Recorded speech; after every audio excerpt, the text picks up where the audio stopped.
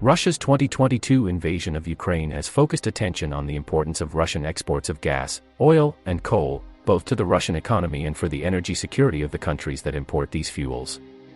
The UK and EU have introduced full or partial bans on Russian coal and oil. The UK will ban imports of Russian gas from the start of 2023. The EU has not agreed a ban on Russian gas, but has introduced policies aimed at moving away from dependence on it. In 2021, imports from Russia made up 4% of gas used in the UK, 9% of oil and 27% of coal. In 2021, imports of gas, oil, and coal from Russia to the UK were worth a combined £4.5 billion.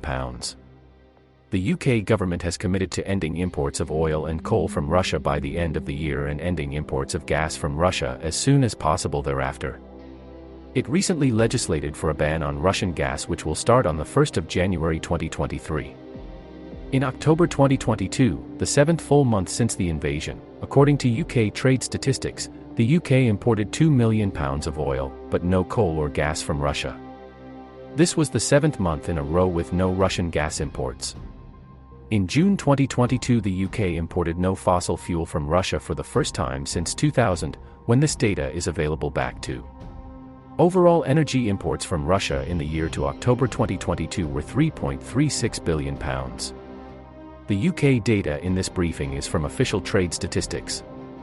It is based on the declared origin of fossil fuel imports. This does not track individual shipments from Russia or take account of any ship-to-ship transfers involving Russian oil. The Center for Research on Energy and Clean Air analysis of Russian fossil fuel exports attempts to do this.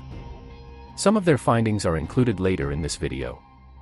However, in 2020, imports from Russia made up 39% of the gas used in the EU, 23% of oil imports and 46% of coal imports. Russia supplied 23% of EU gas imports in the second quarter of 2022, down from 40% in 2021. It also supplied 21% of EU oil imports in the second quarter of 2022, down from 26% in 2021. While the UK relies on Russian energy to a lesser extent than many other European countries, it is still exposed to the disruption in energy markets due to the invasion of Ukraine. Gas and oil prices have increased sharply and are likely to remain high as many European countries look to other sources of energy. Despite the sanctions, the British government has been importing millions of dollars worth of Russian oil ever since Russia declared its all-out invasion of Ukraine. Britain has been concealing Russian oil supplies amid the energy crisis and soaring inflation. An estimated 39 tankers carrying £200 million worth of Russian oil, around $236 million, have been brought into the UK discreetly since Moscow declared war on Ukraine, the new analysis reveals. Data earlier released by the global campaigning network Greenpeace also suggests that British government imported some 2 million barrels of Russian oil in the months just after Russia's President Vladimir Putin declared a military offensive in Europe. Oil imports make up to 40% of federal income to the Russian state. The UK government is no stranger to hypocrisy, but pledging unwavering support to Ukraine while shipping in almost 2 million barrels of Russian oil is utterly disingenuous, even by Prime Minister Rishi Sunak standards, said by an economist. This war has cost more than 2,000 civilian lives so far. That's innocent deaths largely funded by fossil fuels. Despite the mounting death toll, the UK government has given itself until the end of the year to stop importing Russia's bloody oil, he had added. The oil supply from Moscow into the UK has been continuing despite UK's commitment to its ally Ukraine to help fight the Russian invasion and weaken Putin's war machine via sanctions. Greenpeace had earlier set up the automated tracker to monitor supertankers that arrived from Russia to the UK and found that 33,000 tons of Russian diesel were anchored off the coast of Lincolnshire.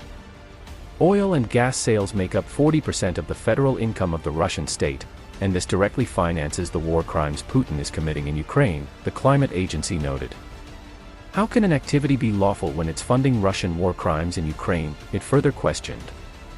In the month of April, the UK imported 6 shipments of oil from the Russian ports of Primorsk, Tuapse, and Vysotsk, which ended up at 5 UK ports including Merseyside, Essex, Lincolnshire, and North Yorkshire.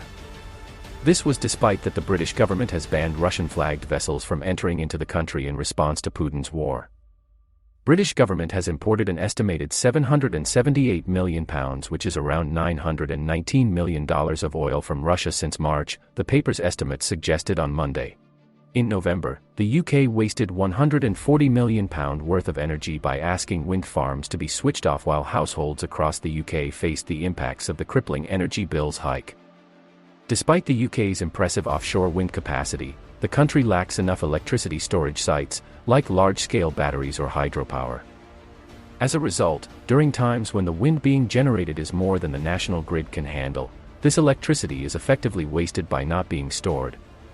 Tackling this crisis would boost the UK's energy security, while also allowing households to access more clean, renewable energy that's generated at a fraction of the cost of natural gas. Households in Britain are currently being gripped by the worst effects of a fossil fuel energy crisis, as Russia's invasion of Ukraine has sent wholesale gas prices through the roof in the past year.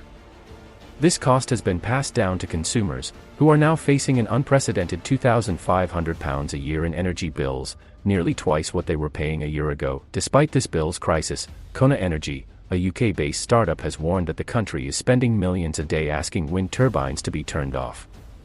In a tweet, they said, over £140 million spent in November preventing wind turbines and other generators from producing energy, replacing that demand elsewhere.